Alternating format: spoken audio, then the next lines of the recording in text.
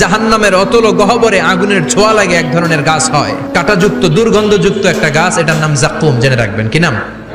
জাক্কুম। বিশ্বনবী বললেন তিরমিজির বর্ণনায়, জাক্কুমের একটা টুকরা যদি আল্লাহ দুনিয়াতে ফেলে, পুরো দুনিয়াটা দুর্গন্ধে সয়লাব হয়ে যাবে।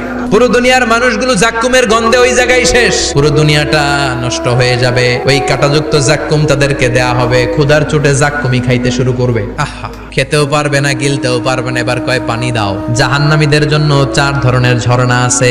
একটার নাম হলো হামিম, মানে ফুটন্ত গরম পানির ঝর্ণা। 2 নম্বরে হলো গসাক, মানে বমি। 3 নম্বরে হলো গিসলিন, দুর্গন্ধযুক্ত রক্ত আর পুজ। 4 নম্বরে হচ্ছে মোহল, পোড়া তেল। খা, দাউ দাউ করে এগুলো থেকে আগুন জ্বলবে, তৃষ্ণার চোটে এগুলোই খেতে চাইবে।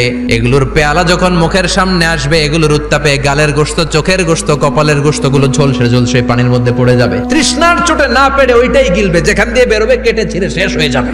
দিস ইজ জাহান্নাম। আমরা জাহান্নাম থেকে পানাহা চাই, চিল্লায় বলেন ঠিক কিনা?